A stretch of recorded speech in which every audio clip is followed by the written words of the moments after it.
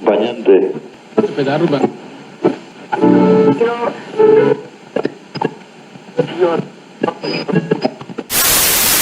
Cero horas, 0 minutos.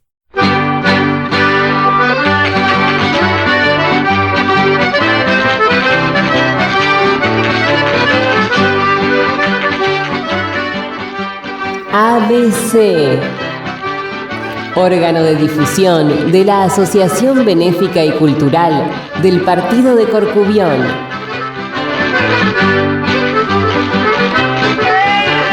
Idea y producción, Daniel Alejandro Pasos.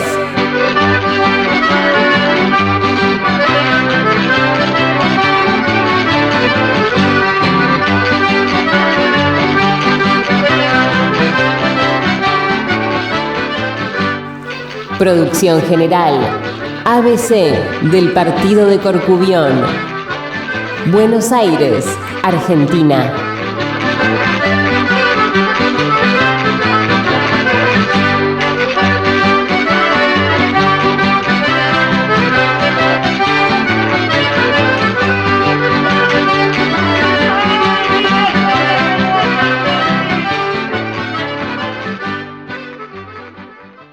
Hola, hola, ¿cómo les va? ¿Cómo andan? Como siempre digo, un programa más de Radio ABC y hoy interesantísimo, muy entretenido. No va a haber una entrevista, va a haber 2 entrevistas a falta de una.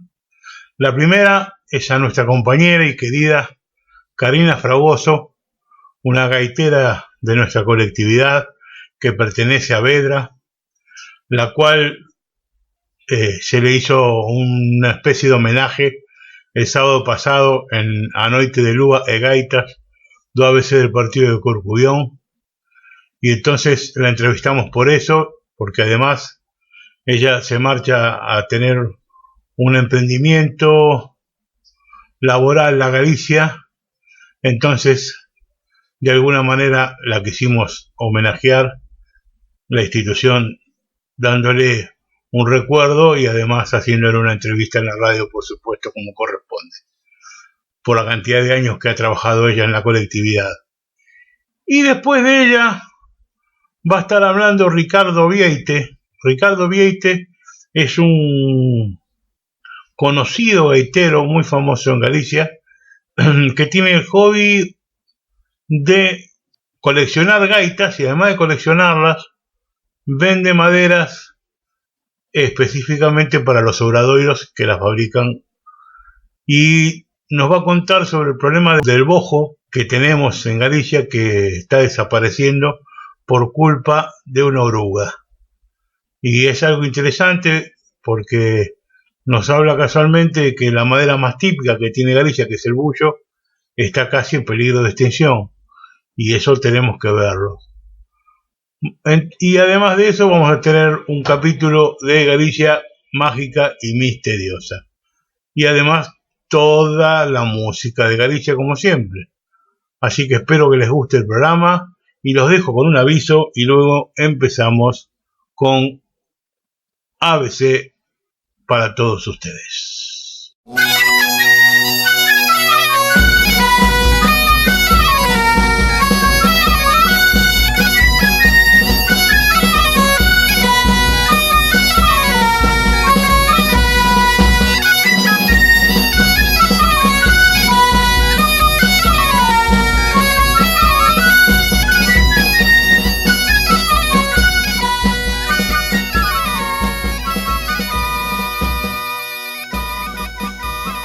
Te cuento algo, el domingo 5 de junio a las 13 horas, con barbijos y vacunado como siempre, te esperamos en el ABC del Partido de Corcubión, en nuestro campo recreativo de la calle Juan Carlos Cruz, 1871 Vicente López. Vamos a hacer un almuerzo de camaradería, como siempre hacemos todos los primeros domingos de cada mes. En este va a haber caldo gallego con navizas, así que va a estar lindo porque ya te viene el frío, y bondiola con guarnición, postre, bebidas y queimada, y muchas ganas de pasarla bien, que eso es lo más importante. A ver, ameniza la orquesta Agora Juntos. La tenemos casi por contrato durante este año. La tenemos ahí subcrista. No falta nunca. Los Agora Juntos van a estar con nosotros. Así que no se lo pierdan. Vengan y diviértanse con nosotros. Como siempre, informes y reservas, no llamen a la sede que está en obras y pueden hacerlo de lunes a sábados de 10 a 20 horas al 155 618 7713. Repito, 155 618 7713. Acuérdense, si van a venir, con barbijo y vacunados, no se olviden, y a bailar como corresponde, a divertirse como corresponde, a comer un rico caldo gallego, que en esos días va a ser bastante frío y lo vamos a necesitar. Además, bondiola con guarnición, postre, bebidas y queimada. Más gallegada que esto, viejo, hay muy poco, y todo con la Agora Juntos, para bailar. Así bailan unos buenos pasodobles con la patrona y la pasa bárbara. Los esperamos entonces, domingo 5 de junio a las 13 horas. ABC del partido de Corcubión en el campo recreativo de la calle Juan Carlos Cruz, 1871, Vicente López.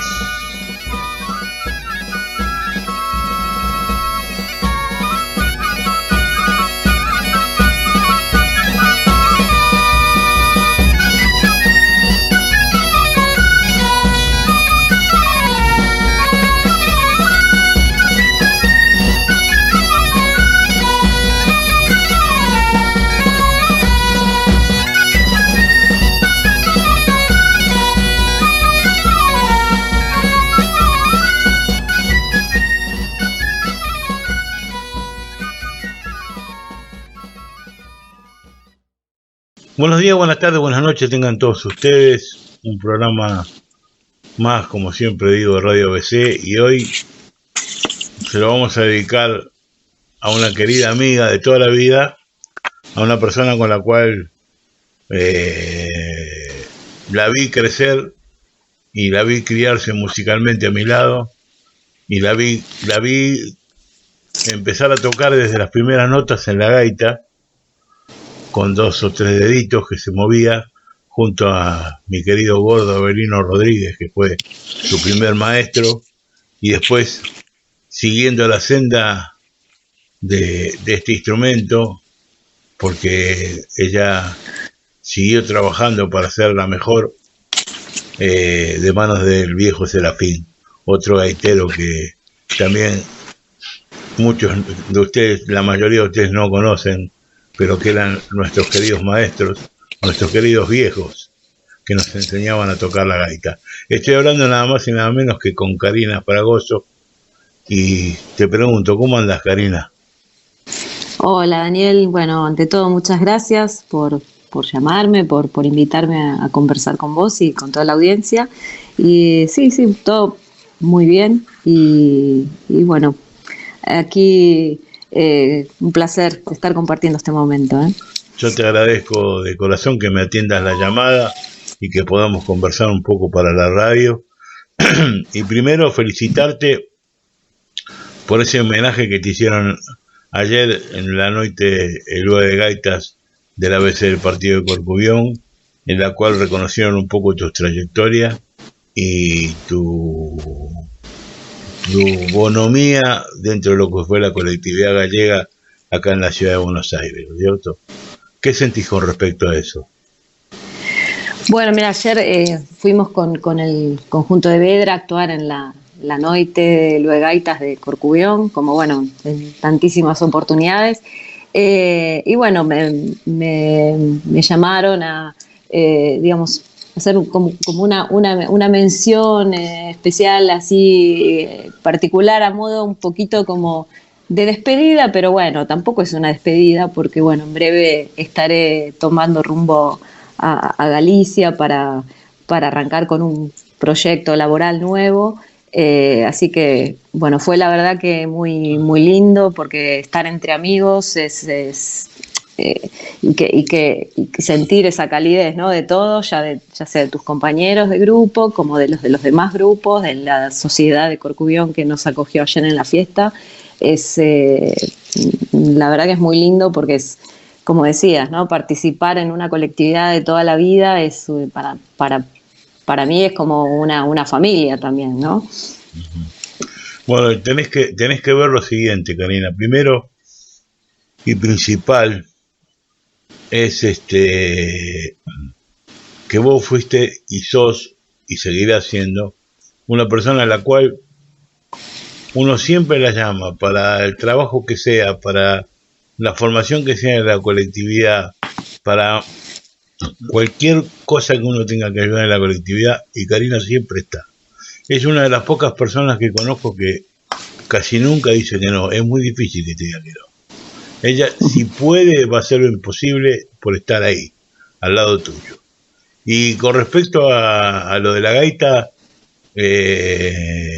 a mí particularmente, como gaitero viejo, como ya maestros de maestros, como ya prácticamente casi retirado del instrumento, era un poquito como una de esas herederas que tengo yo del corazón. Tanto vos como Alberto López son como mis dos faros, que yo los dejé trabajando solos para que ustedes crecieran con todos los otros compañeros. Y bueno, y me enteré ahora de que por una cuestión laboral te me vas a Galicia, y bueno, a mí es como que se me parte un poco el corazón. En parte tengo tristeza, pero en parte también tengo alegría. O sea, tristeza porque no voy a poder por ahí tocar de vuelta o verte trabajar en la colectividad como te veía normalmente cuando uno llamaba a Vedra, pero la alegría también de saber de que vas a tener una vida mejor, vas a estar un poco más acomodada y vas a cumplir un sueño que hace muchos años tenés, que era la posibilidad de sentirte gallega en un 100%, trabajar, vivir en Galicia y ser parte de Galicia. Y eso también es importante. Contanos un poco qué es lo que tenés por dentro, qué sentís verdaderamente de todo esto que te conté. Sí, es así como, bueno, como lo decís, es cumplir también un deseo, ¿no? De siempre, ¿no? Uno estar en esta colectividad, participando, tener esta cultura en el día a día como parte de uno, ¿no? Pero bueno, retomo un poquito al inicio de lo que comentaste recién, ¿no? En cuanto a nosotros como gaiteros y nuestros maestros. Yo siento un poco lo mismo, ¿no? Como que somos de una época, vos sos un poquito más viejo, pero bueno, somos de la misma, por decir así, escuela, somos como hermanos, ¿no? En esto, como que tocar juntos siempre es como muy especial. Así que bueno, igual Daniel, no va a faltar oportunidad de seguir tocando, eso no lo dudes.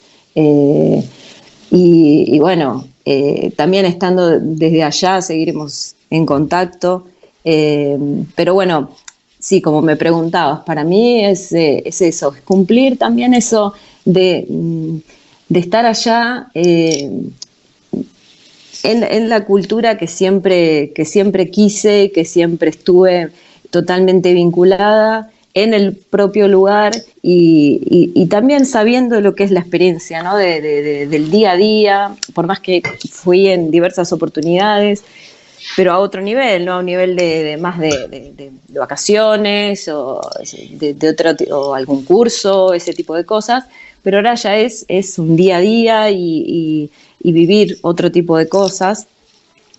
Así que sí, lo que siento es un poco esas sensaciones de, por un lado, ese entusiasmo y la alegría y ese deseo de vivir cosas de esas experiencias, y por otro lado también es un poquito, sí, como esa sensación de dejar a amigos, familia, el lugar donde uno siempre, porque bueno, la Argentina es nuestro lugar también, es donde uno se crió y dejas mucho, ¿no? Pero bueno, tiene sus partes buenas y sus partes no tan buenas, pero hay que sacar, yo creo que ver lo positivo, y es como que uno va también con deseos de volver y de poder que la gente que está acá pueda también ir y seguirnos reencontrando, ¿no? Eso me parece que es lo importante. Pero bueno, tengo así mucha expectativa y bueno, espero que las cosas salgan bien, y tanto en la parte laboral como en la parte personal, y bueno, así es un poquito. Sí, son sensaciones un poquito encontradas a veces, pero bueno, hay que ir para adelante y tratar de vivir las experiencias que se nos van dando y disfrutarlas, ¿no? Uh-huh. Yo siento que hay una fuga de cerebros, o si no se quiere, no lo voy a, o no llamarlo fuga de cerebros, vamos a llamarlo, no sé, de otra manera. Que el último que apague la luz, como decía mi abuelo en su momento, que ellos hablaban de España, decían el último que apague las luces y que cierre la casa. Y veo que está pasando lo mismo hoy en día, pero al revés, ¿no? Sí. Están todos volviendo a Europa de alguna manera, y especialmente lo veo dentro de la colectividad, pero como nunca nos pasó, yo lo estoy viendo, o sea, es terrible la cantidad de gente que ha vuelto a España. ¿Por qué crees que se debe esto? Porque vos lo estás sintiendo, vos dijiste, bueno, está bien, lo mío es una oportunidad, pero me parece que hay algo más que una oportunidad ahí de por medio, que por ahí no sé si es conversable en una radio, pero debe haber algo más que una simple oportunidad. Y sí, a veces, claro, es un poco una mezcla de cosas, porque son oportunidades también a raíz de que, digamos, en la empresa donde trabajo se toman también ciertas decisiones, ¿no? Con respecto a dónde enfocar un poco más la actividad, ¿no? Y también hay una cuestión que es la situación, ¿no? Del actual, y bueno, no es actual solo, ya Argentina viene con ciertos problemas de hace muchos años, hay una sensación, yo tengo también hace tiempo como una sensación de que las cosas no fluyen bien como deberían, y que uno, por más que intente hacer las cosas bien, siempre hay algo que tira para atrás y que no funciona, ¿no? Entonces eso un poquito también hace que digas, bueno, me gustaría también poder probar algo en otro lado, ¿no? Y yo quizás, si no se me hubiera dado esto, seguramente, ¿no? Si no hubiera tenido esta oportunidad, no hubiera tomado una decisión de irme, ¿no? Pero al dárseme esta oportunidad, no lo dudé, y como que, bueno, es un poco el doble, como algo doble, el hecho de la parte que hablábamos de Galicia, de que puedo ir a Galicia, que tengo la oportunidad de ir específicamente ahí, y por otro lado, de cambiar un poquito esa situación que a uno como que le angustia bastante, ¿no? Ojalá, o sea, lo que pasa es que son muchos años de que uno tener esa esperanza de que las cosas van a cambiar, y que no, ahora va a funcionar, y algo va a pasar, que las cosas van a ir a mejor, y vas viendo que cada día es como un paso atrás en ese sentido. Y sí, yo lo veo también, que hay mucha más gente, o lo noto, que hasta en 20 años atrás, que fue otro momento complejo, ¿no? Que tuvimos. Y nosotros, perteneciendo a una colectividad específica como la gallega, y que hay mucho vínculo, ¿no? La gente que nosotros nos rodea son todas personas que tienen mucho vínculo con España en general, con Galicia en particular. tanto a nivel familiar, de amistades. Entonces también al momento de elegir un lugar, es quizás el lugar elegido y es un poquito más sencillo tomar la decisión que a lo mejor alguien que no tiene ese vínculo, ¿no? Y nosotros vemos, sí, muchos compañeros de grupo y de otros conjuntos de la colectividad, son muchísimas las personas que han tomado esa decisión, y en general en el país, ¿no? O sea, ya yéndonos de la colectividad, ¿no? Mucha gente que además la gente que se va son en general profesionales o gente que chicos que terminan de estudiar o que, bueno, no sé, la verdad que es una pena que suceda porque es un país hermoso y que, bueno, ojalá, como te decía, ojalá que se dé ese cambio, que todos queremos ese cambio, no sé, que particularmente son muchas cosas que deberían funcionar mejor y que podamos vivir bien todos, o sea, que todas las personas que viven en este país puedan tener una vida digna y que las cosas cambien, ¿no? Eso es principal. Yo lamentablemente tengo que compartir con vos, primero y principal, que esto no viene de ahora, no es que estos últimos años del gobierno hicieron que estemos como estemos y lleguemos a donde lleguemos. No, es mucho tiempo. Esto ya viene de muchos años atrás, esto no viene de este gobierno, ni siquiera del anterior, y por ahí ni del otro casi. Pero, no, cada uno va dejando algo que hace que la cosa vaya para atrás, pero ya viene de antes. Exactamente. Y bueno, y comparto con vos la visión que estás dando, ¿no? Lo que sí que, bueno, o sea, a mí me provoca una tristeza muy grande, ¿viste? Y creo que como a mí, a la mayoría de los argentinos y a la mayoría dentro de la colectividad, es como que vamos a quedar muy poquitos dentro de la colectividad, porque el futuro de nuestra colectividad se está yendo toda. Y ese es el problema más grave, ¿viste? O sea, ¿quién se van a hacer cargo de estas instituciones que estamos tratando de mantener, de sacar adelante? Y hoy en día verdaderamente es para preguntarse, ¿para qué? O sea, tanto trabajo. Porque lamentablemente se ve el futuro muy negro. Son momentos, claro, porque bueno, también lamentablemente ya no están la cantidad de gallegos, ¿no? Que eran en otra época, o sea, cuando nosotros éramos chicos, o sea, estaban nuestros abuelos, estaban toda esa gente de esa generación, ¿no?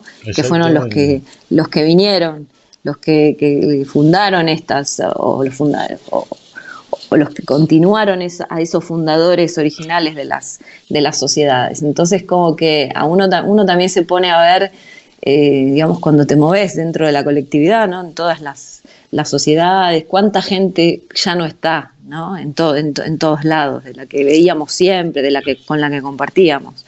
Eso también hace que veamos ese cambio de época, por más que haya mucha juventud, pero también hay mucha juventud que no está, que ya se fue desvinculando, ¿no? Somos muchos los que estamos, pero también hay muchísima cantidad de gente que se fue desvinculando en general de estas actividades. Son, bueno, las cuestiones de la vida, ¿no? Del día a día y de las actividades profesionales de cada uno, de familiares, pero bueno, yo creo que, bueno, hay igualmente futuro yo creo que la gente que está y le pone muchas ganas a las cosas, pero también es cierto lo que decís, que se ha ido mucha gente joven, obviamente mucho más joven, los que terminan recién a lo mejor la facultad y los que están empezando, ¿no? Que es la gente que está en su mejor momento para poder trabajar y con más energías, justamente, ¿no? Con más energías para eso, para... Claro, porque sí, perdóname. Eso, para trabajar por la colectividad y por el país, ¿no? Por todo. Exactamente, porque ellos se supone que serían los que harían el sacrificio para volver a tener un país como la gente. Pero bueno, no importa. Vamos a dejar eso de lado. Sí, y ser positivos de que ojalá las cosas vayan a mejor y haya exactamente. un futuro. Yo creo que sí, tiene que haberlo, ¿no? No puede ser que esto siempre siga de la misma manera y perdamos siempre ¿no? Esas ganas de que esto vaya mejor. Y que vos te vayas feliz, te vayas contenta, te vayas tranquila de saber de que tus viejos van a estar bien, tu hermano va a estar bien, tu sobrina va a estar bien, porque estamos acá, todavía tienen un montón de amigos, como estoy yo, y hay varios más, que tranquila, que vos vayas con la paz y con la tranquilidad de saber de que estás haciendo tu futuro y que tenés vas a tener toda la suerte del mundo haciéndolo, Karina, quédate tranquila en eso. Y quiero preguntarte, ¿no? Sí. Por ahí es una pregunta media, pero contame, ¿qué es lo que más vas a extrañar? No me lo puse a pensar en realidad, como que pero yo creo que la familia es lo que sí. ¿No? Sí. Quizás lo que uno pierde ese día a día, ¿no? Por más que haya otras comunicaciones actualmente que podés estar hablando, que a veces acá mismo estamos a lo mejor un montón de días que ni te ves y que te la pasabas mandándote mensajes, sí. Que eso lo puedes hacer de la misma manera, pero bueno, ya perdés esa cotidianeidad de verte o de encontrarte a comer o sí, familia y amigos, eso yo creo que es lo más. Porque después hay cuestiones también, uno que dice, bueno, las cosas que hago en el día a día o el lugar o eso, bueno, también después seguramente es extraño porque son lugares diferentes, entonces, sí, extraño o cuestiones del barrio o de lo que sea, pero lo humano creo que va más el tema, ¿no? Sí, por ese lado. Y con la gaita vas a seguir tu camino, seguramente en Galicia ya encontrarás un recuncho donde poder acomodarte, seguramente, pero acá en Buenos Aires yo sé que vas a extrañar tu grupo porque vos formaste. Y sí, son muchos años, ¿no? de pertenecer y de trabajar por más que yo, soy una persona que siempre estuve en el mismo lugar, ¿no? Porque mi familia yo ya nací en Vedra y mi familia estuvo ahí, estaba en el conjunto y bueno, siempre me crié ahí ya, ¿no? Entonces como que ya todo fue desde un inicio, empezar a tocar, después enseñar y fueron pasando personas por el grupo y fuimos formando vínculos y la verdad sí, son muchísimos años. Este año creo que se cumplirían más o menos, creo que son 30 años de que estoy dirigiendo el grupo, así que sí, eso es mucho, y muchos más años tocando y bailando también, ¿no? Y son cambios, ¿no? Que a veces cuestan, pero también está bueno un poco tener otras experiencias y después poder también volver y compartirlas, ¿no? Volver de visita o como sea, pero bueno, sí, son muchos años de dedicación y de sentirme la verdad que muy bien y muy, o sea, es como mi casa, ¿no? Para mi Vedra también. Pero bueno, allá es como que uno va a vivir, es como que acá vivimos Galicia de una manera y allá es estar en la propia Galicia y bueno, ver también, estar más cerca, ¿no? de todo eso que tanto queremos. Y bueno, y creo que acá también le hacemos un gran trabajo todos en mantener vivo en años y años el tema de la cultura, ¿no? En general y en nuestro caso la música. Eso yo creo que es súper valorable, todo lo que se hace en Buenos Aires y lo que se hizo por muchos años. Así es. Yo te voy a mandar un beso grandote, un beso gigante. Nos debíamos una llamada telefónica para despedirnos. Yo lamentablemente no pude estar ayer queriéndote abrazar y darte un beso grande y decirte que te vaya re bien. Bueno, muchas gracias, Daniel. Y mis problemas de salud no me dejaron participar de lo que más me hubiera gustado, que era haberte despedido con toda la pompa, porque te lo mereces, sabes que te lo mereces, y eso es lo más importante, ¿sí? Bueno, te agradezco las palabras y bueno, de mi parte también sabes que es mutuo el tema, que somos hermanos en esto de ser gaiteros de tantos años, y bueno, y nos une una amistad muy grande, así que bueno, te agradezco muchísimo esta charla, ¿no?, que tuvimos, y poder compartirla también con la gente que con la audiencia de la radio. Digo, hoy ya nos veremos seguramente pronto, así que no. Sí, si Dios quiere, sí. Sí. Si Dios quiere, sí.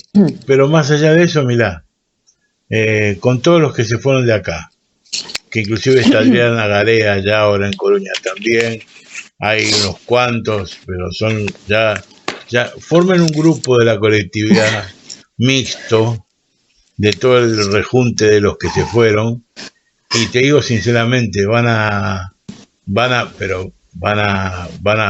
hacer un Yacarandá y unas 12, seguramente. Así que yo les doy esa idea porque tranquilamente la pueden hacer, ya con la cantidad de gente que tienen. Solamente, ¿vos vas a Coruña también? Voy para Santiago. Bueno, vas para Santiago. Bueno, sí. Tuviste más suerte. Sí, voy para ese lado.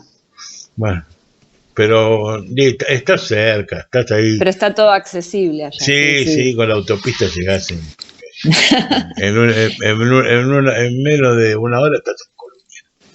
Así que nada. Bueno, te mando un beso grande, Cari, y vos sabés que en nombre del ABC del Partido de Corcubión, como digo siempre, y de nuestro presidente don Carlos Amejeira y toda su comisión directiva, tenés la verdadera razón de que te queremos mucho, te respetamos mucho, y vos sabés que esta es tu casa siempre también, para lo que quieras, Cari. Sí.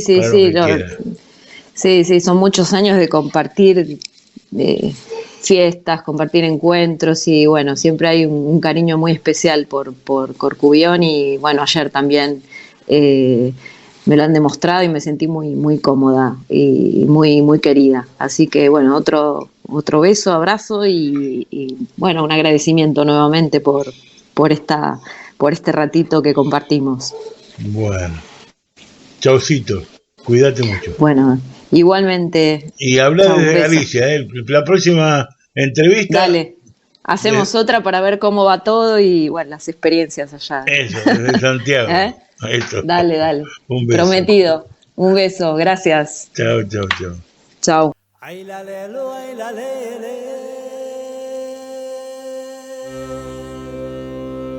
Ay la lelo, ay la lele.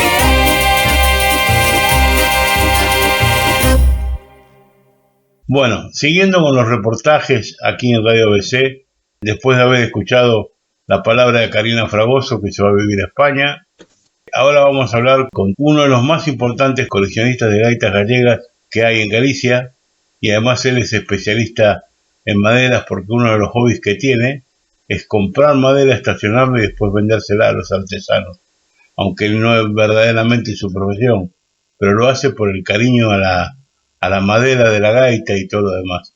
Es un gran gaitero, lo conozco hace muchísimos años, es una persona que tiene una colección de gaitas antigua, casi única hoy en día en la península ibérica, y su nombre es Ricardo Vieite. Hola Ricardo, ¿cómo te va? Muy buenas, ¿qué tal?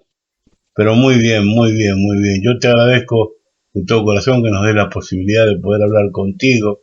Y yo, una de las cosas que estaba interesado es casualmente por el problema de la madera. La semana pasada, haciendo una investigación y todo lo demás, que estábamos hablando sin querer, de casualidad, con el secretario de Política Lingüística de la Junta de Galicia, sabemos que hay un problema muy grande con el bullo actualmente, y la gente, los paisanos que viven aquí en Argentina, saben muy bien que el bullo es la madera más típica que tiene Galicia, y que yo decía que era un pulgón, que estaba comiéndolo, y tú me corregiste, me dijiste que es una oruga, y que hay un problema grande en toda la península ibérica, en definitiva. Cuéntanos un poco, a ver qué pasa con eso. Mira, contoche, o que é o problema é de orixe asiático, é dicir, esta é unha oruga, un verme, que se acaba transformando nunha bolboreta, nunha mariposa, e que despois pon ovos e volve a reproducirse hasta 3 ou 4 veces ao ano. Entón, hai sitios como era unha especie nova aquí, pois tampouco non ten depredadores naturais. Entonces, a única maneira que morre naturalmente, a non ser que sexa con tratamentos fitosanitarios, a única maneira da que morre é co frío. Entón, nas partes frías da península ibérica está afectando pouco ou moi pouco. Nas partes onde hai poucas xeadas, onde baixa poucas veces de 0 grados, está afectando moitísimo e estáse comendo todos os buxos prácticamente. Entón, en Galicia, na parte das rías baixas, afecta moitísimo, tenos prácticamente todos liquidados. En cambio, nas partes de interior está afectando pouco ou nada. De todos os xeitos, afecta moito máis as árbores novas que non as árbores vellas. As árbores novas matas, as árbores vellas, en cambio, debilitas. Entón, isto que vai facer é que, sobre todo, de aquí a uns anos, se non hai un parásito propio deles, se non ten un enemigo natural, pois acabará facendo que haxa moitos menos buxos. De feito, xa hai moitos menos buxos hoxe en día dos que había fai uns anos, porque ninguén os usa como planta ornamental que se usaban antes, pero que cada vez vai haber menos incluso. Eu, de feito, un dos graves problemas que teño para suministrar madeira, como ti ben dís, é atopar o buxo. Porque un buxo que sexa válido para facer instrumentos musicais, 100 anos fanlle falta, pero o ideal sería que tuvera sobre 200. Sí, además tenemos que ver que el bullo no creo que non está catalogado como árboles, sino máis ben es da familia dos arbustos, non? Non. Mira, o buxo, dentro do buxo hai distintas subespecies ou distintas razas. Pero a raza que se usa para facer as gaitas é un árbore. O que pasa é que é un árbore de crecemento moi lento, que lle leva, como dixen, 100 ou 200 anos. Pero eu teño cortado buxos de máis de 10 metros de altura. Entón, iso non é un arbusto. Un arbusto mide 2 ou 3 metros. Un arbusto non forma un tronco dereito como fai o buxo. O buxo é un árbore. Outra cousa é que sexa un árbore que leve moitísimos anos medrar. Pero o buxo é un árbore. Outra cousa é que despois hai outras especies do xénero buxos que sí que son arbustivas. Pero o que nós lle chamamos buxo, co que se fan as gaitas, é un árbore. Claro, porque eu teño visto tamén aquí na Argentina dos vellos artesán que vi aquí faceiros de madeira de libustrina. Que a libustrina, de libustrina. A libustrina é un arbusto que lle poñía xente adiante das casas, que o recortaba así de madeira como para facer unha cerca alrededor das casas para marcar así o terreno. A libustrina non chega, o sea, é un arbusto definitivamente, pero Sí, aquí hai a madeira é extremadamente dura, por exemplo. aquí hai un arbusto que ten unha folla parecida a do buxo que lle chaman mirto, e de feito hai moita xente que os confunde un cos outros. E ese sí que non chega a medrar máis de 1 metro ou 2 metros de altura. E sí, tamén é unha madeira excelente, super dura, pero que non chega a estar nunca o suficientemente gorda como para poder facer unha gaita. Claro. Bueno, ha de ser algo parecido a eso entonces. Bueno, la cuestión fundamental es que no tiene, o sea, lamentablemente esa oruga no tiene un predador natural en la península ibérica. Ahora, Efectivamente. eso habrá llegado ahí, me imagino, por culpa de las importaciones que han traído de Asia. Nos lo imaginamos. Aquí tenemos un grave problema que es la avispa asiática. Supongo que ahí también la sufriréis, Sí. que se está comiendo las abejas naturales de aquí. Y claro, fue invadiendo progresivamente la península ibérica e o que é a avispa o sea, a oruga do buxo tamén veu progresivamente, entrou pola zona do Pirineo, o sea, Pirineo, para que a xente se entere, é a zona norte, pero este de España, na zona de Aragón. Aragón e a zona de Cataluña. En esa zona entrou xa fai tempo e ali prácticamente devorou case todo, menos as zonas de alta montaña, polo que che dixen da altura e do frío.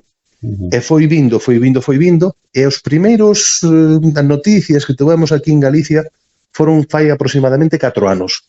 Pero que dende 4 anos, por exemplo, eu vivo na zona centro da provincia da Coruña, entre Coruña e Santiago, para ubicarnos. Na miña zona fai 2 anos casi non había nada de oruga.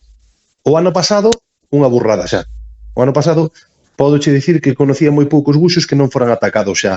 E ademais, ataca de buxo en buxo, pero que ao mellor é capaz de saltar como 1 kilómetro ou 2 de un buxo ata outro. Claro, expándese moitísimo. E non hai ningún químico, nada que se le pueda poner al buxo de maneira Sí, hai tratamentos moi efectivos. Hai tratamentos moi efectivos. O que pasa é que son tratamentos que a xente ten que dar de continuo. Entendes? É un tratamento que ten que dar hoxe, o ano que ven hai no que volver a dar, o ano que ven hai no que volver a dar, e o ano que ven hai no que volver a dar. Non é un tratamento que digas, dalo agora e a árbore queda inoculada, queda xa salvada de por vida. Non, tens que dalo de continuo. Claro, porque yo lo que digo es, con lo que vale un buxo también hoy en día, es una relación también matemática.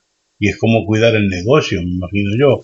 Porque yo una vez, Seibane, hace muchos años me contaba que cuando hay un buxo que se tiene que cortar por X motivos, o sea, por una venta de un terreno, porque tienen que hacer algo en el lugar o lo que sea, que son buxos centenarios, se hacen como una especie de cooperativa alrededor del buxo, o se hace una especie de remate alrededor del buxo y el que más paga se lo lleva.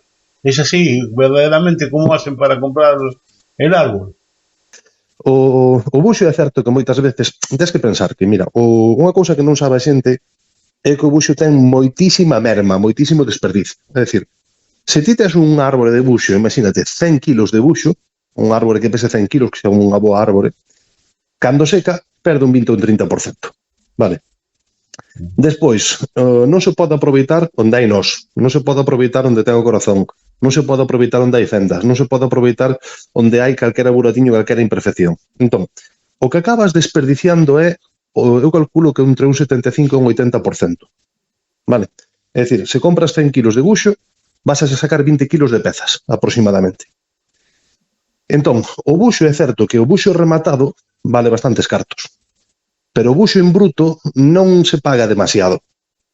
Entón, a xente que vende buxo vende un pouco, en moitos dos casos, porque ten que cortalo nese momento dado, pois porque non lle estorba, pois porque vai vender a finca, entón despois aproveita para vender o buxo e tal. Pero verdadeiramente o buxo, digamos, ninguén se dedica a plantar buxo para revendelo, porque se hai que dar máis de 100 anos e non che dá unha burrada de diñeiro, a xente non se dedica a facelo. Entón, cando compras? Pois cómpralo. Cando tes eso, cando tes unha persoa que se quere desfacer del, ou se ti sabes de algún sitio onde hai uns buxos vos e tal, falas co paisano e a mellor chegas a un acordo. Pero non, a mí nunca me pasou de subastar un buxo.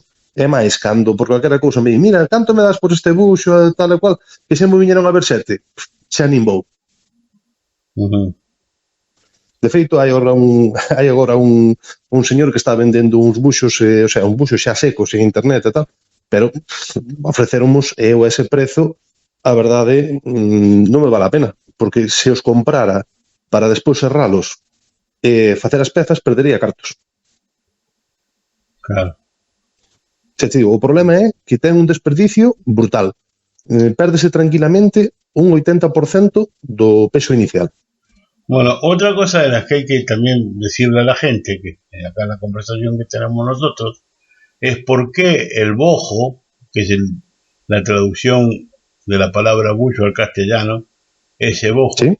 es el árbol típico de Galicia y es con el cual se hace verdaderamente las gaitas, porque después tenés otras maderas en Galicia que no sirven para hacer gaitas. Vale, mira.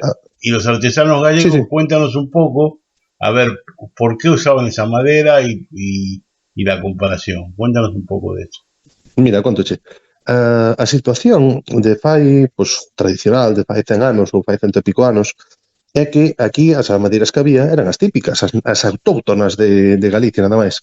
Entón, en toda a Península Ibérica, as únicas madeiras boas para facer gaitas, o sea, instrumentos musicais, porque teñen unha densidade moi alta, son o buxo e o jingoler que hai na parte no levante de España, que é unha madeira escasísima e aquí nunca houbo.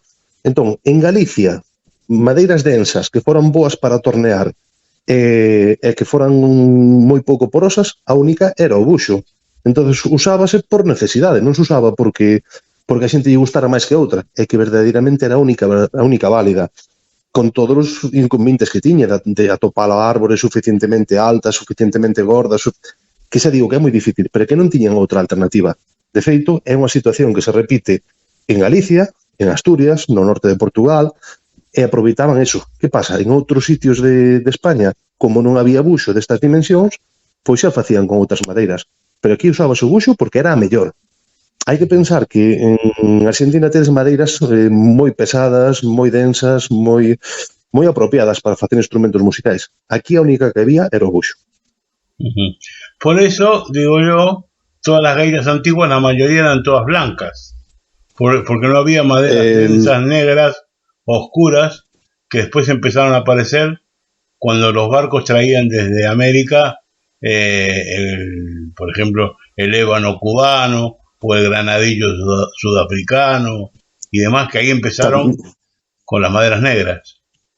Claro, aquí os primeiros artesáns que empezaron a facer cousas en outras madeiras, bueno, hai que pensar que algún fixo madeira con madeira de freixo, con madeira de castiñeiro, pero porque non tiñan buxo, non por outra cousa. Pero os que empezaron a facer con outras madeiras por ser mellores ou por ser distintas foron os da zona do sur de Galicia, os da zona de Pontevedra. Por qué? Porque estaban pegados ao porto de Vigo, que era un porto moi importante, pero sobre todo porque estaban pegados ao Portugal. E Portugal tiña moita colonia na zona de Suráfrica, como ti dis, da zona de África, da zona onde había madeiras, como granadillo, como mopane, entón, é da zona de Brasil, que traían, pois, empezados os primeiros anacos de pau violeta, pau santos, etc. Entón, aí sí que empezou a haber algún artesán que fixo algunhas gaitas en outras madeiras. Pero estamos falando xa de finais do 19, principios do 20, e sobre todo estamos falando de gaitas exclusivas. Hoxe en día, unha gaita de buxo é tan cara ou máis como de outra madeira calquera. Daquela, o buxo era o que había, era o de todo o mundo, e o que tiña un punteiro de ébano, pois iso era unha cousa fora do común. Era carísimo. De feito, atopamos varios casos en Galicia de gaitas aneladas, de punteiros feitos en madeira de ébano e anelados en marfil. Pero non atopamos ningún de buxo anelado en marfil. Antigos, me refiro, Porque era eso, o luxo iba en proporción. Se lle metían a madeira para daquela exclusiva, pois tamén lle metían un marfil. Senón, non. E hai punteiros de 150 anos aproximadamente de ébano feitos en marfil. Claro. Perdón, anelados en marfil. O 98% son de buxo. E sobre todo dos artesáns que por unha ou outra foron evoluindo a gaita ata o que é hoxe. É dicir, os nomes de artesáns de máis renome de García de Riobó, Basilio Carril, Poceiro, esta xente que evoluiu a gaita, que o que a gaita hoxe en día é moito en parte destos artesáns traballaron sempre buxo ou madeiras moi boas. Sí, o Marreco. O Marreco traballou sempre buxo, hai un montón de gaitas de buxo del por aí adiante, pero tamén hai gaitas del de ébano. Eu, de feito, teño un punteiro del de ébano anelado en marfil. Bueno, y cuéntame tú que sabes, ¿cuál es la historia, cuál es el artesano más antiguo que se conoce de gaitas en la península ibérica? Pois o máis antigo que se conoce, dende logo, é García de Riobó. García de Riobó, do Concello da Estrada, está documentado no século XVIII. É dicir, porque o difícil desta época non é que houbera artesáns, o difícil desta época é que haxa documentación que acredite que esa xente xa traballaba. De feito, foi posiblemente o primeiro artesán de Galicia en selar gaitas. E hai gaitas seladas del, eso, porque aparte o curioso del, de García de Riobó, é que é un taller que leva en activo pois casi 300 anos. E sigue aí Joaquín Espiño, pois ao pé do cañón, traballando ainda no taller. Claro, qué cosa, o sea, tener una marca de 300 años de antigüedad. Sí, é increíble. Se digo, pois dende logo foi bueno, lóxicamente pasaron varios artesáns por ese obradoiro, todos da mesma familia, pero dende logo foi un dos artesáns que influiu e moito nas gaitas actuais. Hai que pensar que García de Riobó fixo gaitas para Basilio Carril, é dicir, Basilio Carril paseouse moito seguramente en García de Riobó. García de Riobó tivo como alumno a Faustino Santalices meteuse na Deputación de Lugo, o que despois foi Antón Corral e os anteriores, Paulino Pérez. Sí, Paulino Estamos falando dun artesán que tivo moitísima influencia. E ollo, hai que ver as gaitas que facía este home fai 100 anos. Dame un aproximado de la colección que tienes de gaitas. Pois eso non o sei.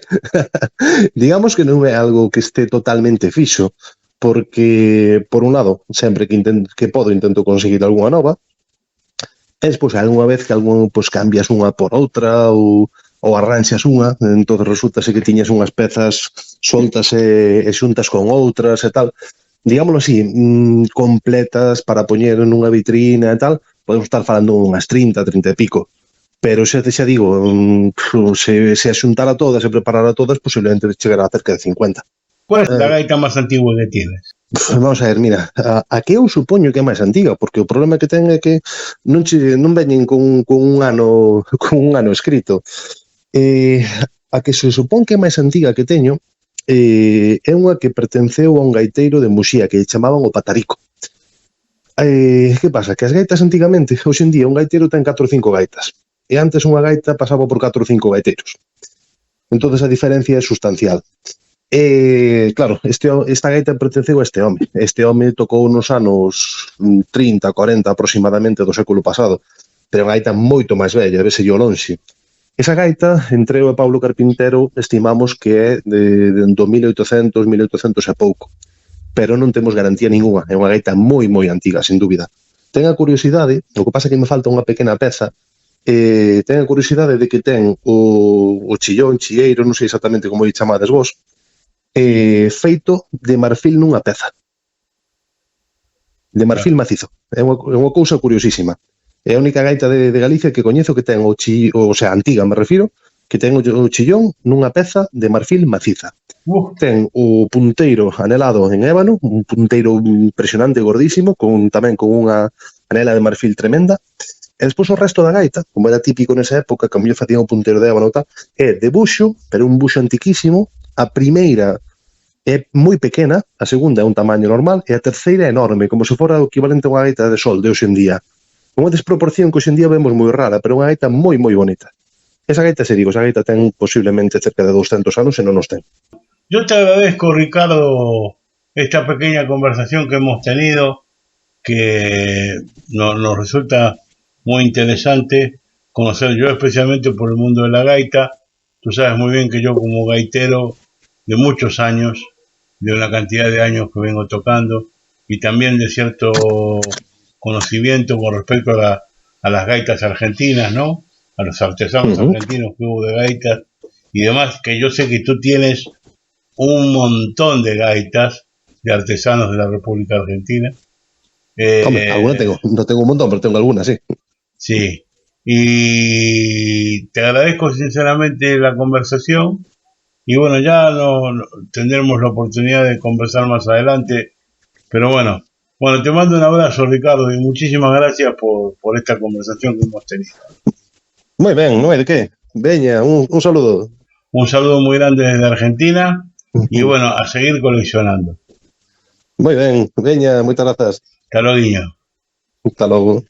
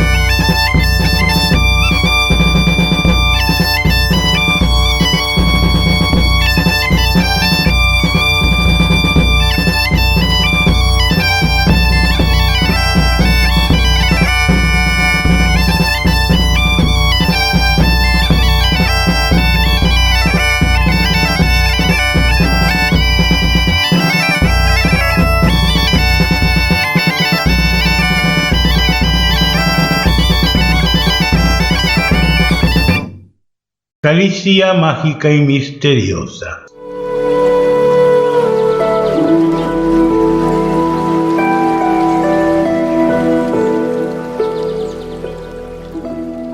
Entre las creencias míticas que han generado en Galicia costumbres ancestrales, encontramos a la muerte misma y de lo que ella se deriva. Comenzaremos a contarles sobre la agonía y el fallecimiento. Luego continuaremos con la primera parte del intenso análisis sobre las ánimas y el purgatorio. Les recomiendo que se hagan la señal de la cruz o tracen un círculo en el piso y manténganse dentro mientras escuchan el relato, o tengan en sus manos algún símbolo que los proteja. La agonía y el fallecimiento. El proceso de interrupción de la vida muestra, en la Galicia tradicional, una serie de costumbres específicas. Es práctica, cuando se produce el fallecimiento, abrir las puertas y ventanas de las casas y cubrir o girar los espejos, para que el espíritu del difunto no penetre en ninguno de los presentes o no se adhiera al espejo, causando un aire de marca. Por el mismo motivo, se acostumbraba a sacar el ganado que había en las cuadras, para que el espíritu no incidiese sobre la vida de los animales. En tierras de Cotobade existe la costumbre de que las mujeres realicen una novena específica cuando una persona de la casa se halla en trance de muerte. Las mujeres, en la hora del crepúsculo, se dirigen hacia la capilla de San Justo, situada en la famosa Carballeira del mismo nombre. Allí, fuera de la iglesia, rezan ciertas oraciones dirigiendo la mirada a través de un pequeño ventanuco existente en la fachada hacia las imágenes de los santos Justo y Pastor que se hallan en su interior. El proceso implica también un dispositivo de adivinación del futuro, ya que si se percibe una tenue luz amarillenta que poco a poco se va desvaneciendo, el aspecto metafórico es evidente, es señal de que se producirá el fallecimiento.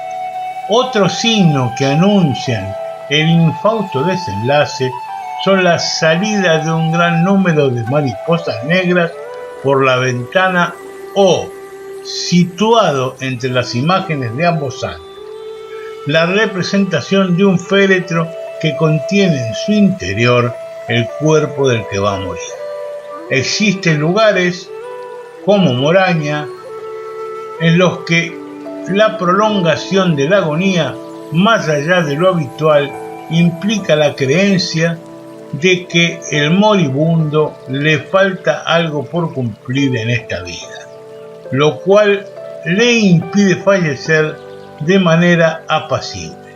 Si el agonizante muere al poco tiempo de entrar en la casa una determinada persona, se concluye que era con esta con la que el enfermo había contraído un determinado compromiso y que, una vez solicitado el perdón, aunque fuese en silencio, la muerte podría consumarse.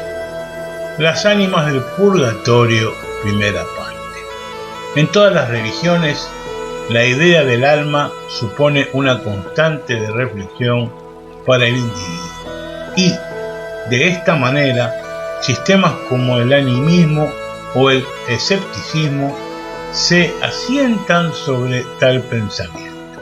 A causa de la huella del platonismo que posee el cristianismo, se considera el alma como inmortal, aunque es preciso subrayar que el pensamiento tradicional gallego no posee exactamente el mismo concepto de inmortalidad que el cristianismo. En cierto modo, el gallego presupone que los muertos viven en otro lugar que no ocupa, topográficamente hablando, una posición inferior ni superior o la del mundo de los vivos, sino que constituye, por así decirlo, otra dimensión en la cual el tiempo no transcurre. El pensamiento gallego, hasta cierto punto, considera el aquende y el allende dos mundos coplanarios situados, no obstante, en dimensiones distintas, marcadas por las diferentes percepciones del tiempo. A ese mundo del más allá se accede, incluso en ocasiones, a caballo, debiendo subrayarse que este animal actúa con frecuencia como el elemento transmisor de deseos de otro mundo. Por eso, cuando un caballo tropieza, se considera el hecho como la petición de ayuda realizada por un ánima con el fin de que se rece por ella. En muchos relatos, el caballo viene envuelto en nubes de misterio, como un caso recogido en Bilouge, en Santiago de Cerreda, Nogueira de Ramuín, en donde un lugar conocido por el nombre de Camino da Ponte aparece un caballito ágil y blanco que se acerca a un muro para que la gente suba a él, cosa que los transeúntes no hacen por miedo. Relato parecido se recogió en Congostro, raíz de Veiga, donde un caballo pequeño y agraciado apareció entre una mujer indicándole con gestos que subiese a su grupo. La mujer se niega, aunque lo acompaña hasta que ambos llegan juntos a unos alisos en donde el caballo se echa a reír, desapareciendo repentinamente, por lo cual suponen los paisanos del lugar que se trata del demonio. La idea de mundos adyacentes y de vida en la muerte se manifiesta en la costumbre de dar a quien está a punto de morir recomendaciones o recados para que los transmita a los familiares que están en el otro mundo. Debemos referirnos aquí a que ya en documentos gallegos del siglo XIV se asegura que, tras la muerte, el alma permanece en el cuerpo, marchando después hacia el sepulcro y, posteriormente, al río Jordán, en donde se necesita comer y beber, motivo por el que se introducían viandas en el féretro, por lo cual trae a nuestro recuerdo el viaje egipcio al otro mundo. Esta creencia pervivió hasta tiempos recientes como Santiago Iglesia de Azáñigas. Se puede ver en el ejemplo de las prácticas mortuorias ejecutadas en la aldea de Buscalque, San Salvador de Manín, Lobios, que se halla separada de la iglesia parroquial por el río Limia. Todavía en el siglo XX existía la costumbre de, cuando se producía un entierro y tras colocar el féretro en una barca, el familiar más cercano colocaba sobre el pecho del muerto un trozo de pan cocido y pronunciaba las palabras para que pases el río Jordán. Referencias al río Jordán se hallan en informaciones precedentes de Yayas, en donde a las personas que estaban a punto de morir se les colocaba una vela en la mano pronunciando una fórmula en la que se aconsejaba al muerto que, si en el paso del Jordán alguien preguntaba por la vela, contéstese que la llevaba en la mano. El paso de los ríos a cargo de los muertos para ser enterrados en otra orilla se confirma en creencias que mencionan pasos autónomos y reiterativos. Tal es el caso de uno de los bandidos que había participado en el saqueo de Cenobio, del lugar conocido por el nombre de Horta da do Frade, que diariamente y a lo largo de 20 años atravesó el río Tambre. La leyenda clásica refiere que la Vía Láctea se formó cuando Hércules, después de lactar la leche de la inmortalidad del pecho de Hera, dejó caer unas gotas del dicho líquido sobre el firmamento. Esta banda celeste, producido de la luz combinada de las estrellas que se encuentran cerca del plano de nuestra galaxia, se denomina en gallego Camino de Santiago y es el lugar por el que, según algunas creencias, se considera que discurren las ánimas hacia el país de los muertos, o de donde surge la asociación entre ánima y estrella, hecho que se reafirma en la antigua creencia de que la estrella oscura recibiría las almas de los muertos, la que afirma que las estrellas fugaces son ánimas. Para el pueblo gallego, las ánimas son las almas de los muertos que redimen en el purgatorio los pecados cometidos en vida. Por eso, durante la misa de ánimas, en Galicia es aconsejable tener una vela encendida para que dé sus frutos en el purgatorio, lugar al que todos los sábados desciende la Virgen para de allí extraer ánimas. Además del aspecto de colectividad que, como veremos, tienen las ánimas y que aparecen constantemente en manifestaciones como la de Santa Compaña, las Llans o la de la Sociedad do Oso. En Leido existe la creencia en la realidad del ánima aislada.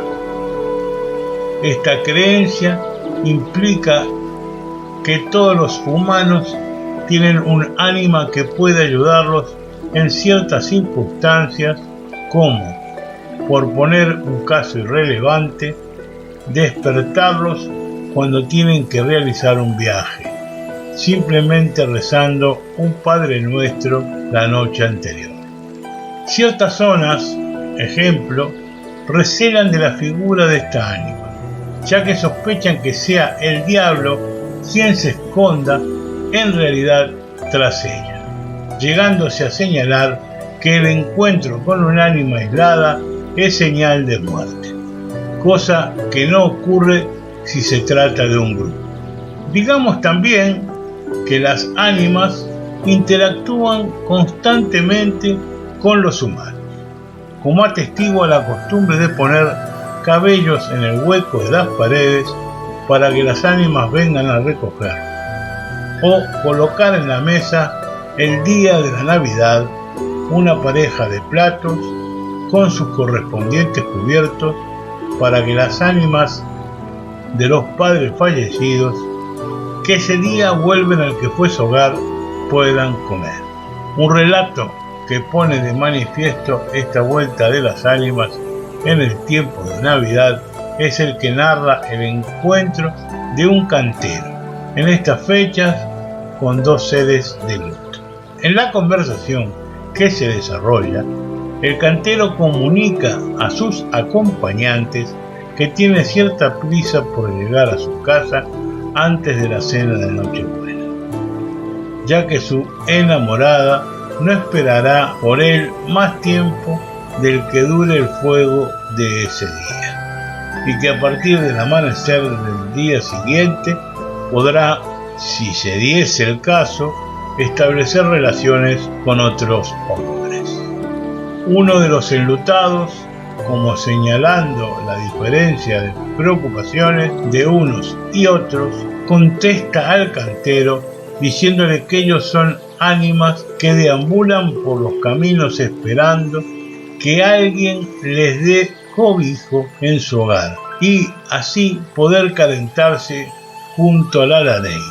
Precisamente sobre la lareira se suelen echar trozos de pan barriendo previamente antes de encender el fuego, acción que nunca se debe llevar a cabo de por la noche, debido al contacto que la lareira establece con el fuego. Esta pieza de la cocina presenta características de lugar sagrado, cuestión que queda reflejada en su uso para la curación de las enfermedades de los niños, a los que se pasa por encima de ellas. También en mecanismos preventivos, como demuestra el hecho de que el primer paseo que se da con un recién nacido sea por delante de la lareira, o como confirma el desplazamiento sobre ella de la silla en la que se ha de sentar el joven que vaya a pedir en matrimonio a una muchacha.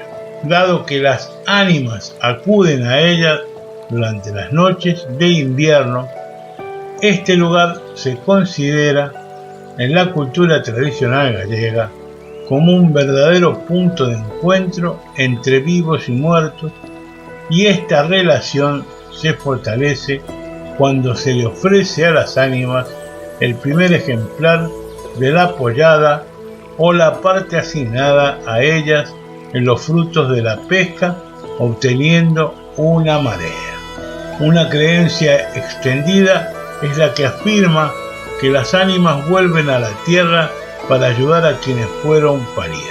No es infrecuente el tema de madres muertas que vuelven a cuidar a sus hijos y que desaparecen cuando el que en vida había sido su esposo intenta verla. Situación que recuerda la desaparición inducida por la mirada, el mito clásico de Orfeo y Eurídice.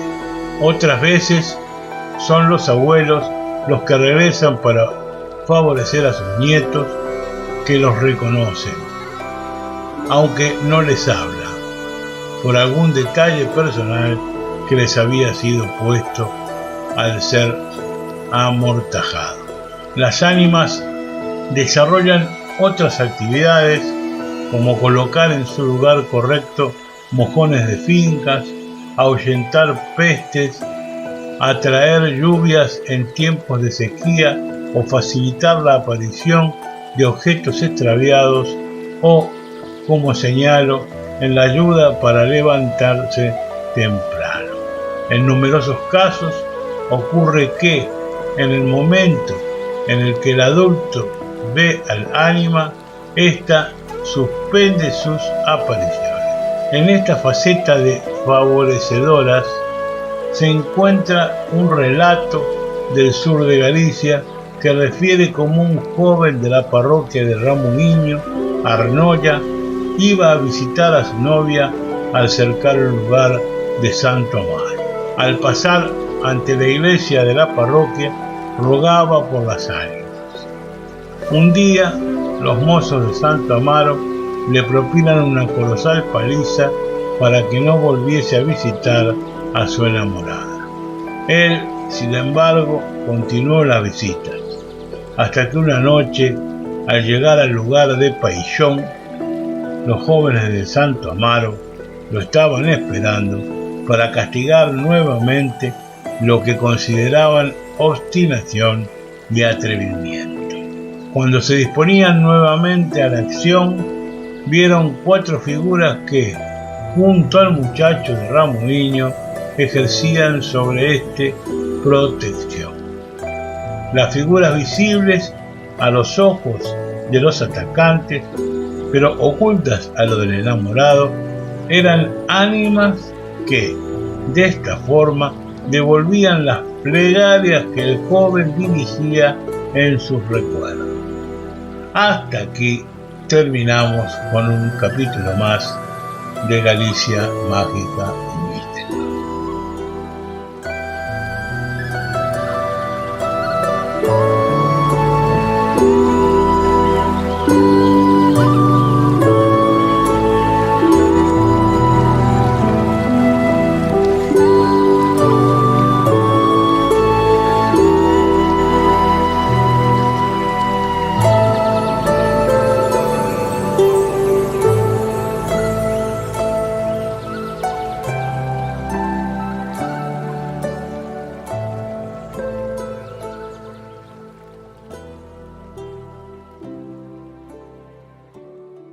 Y hasta aquí un programa más de Radio ABC. Un abrazo para todos. Chau, chau.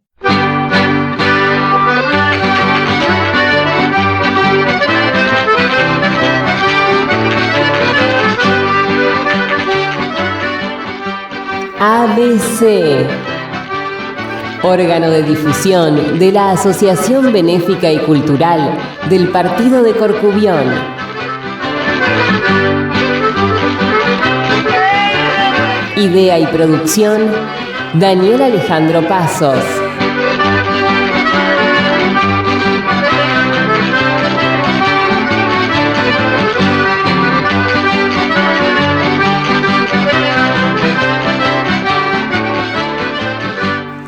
Producción general, ABC del Partido de Corcubión. Buenos Aires, Argentina.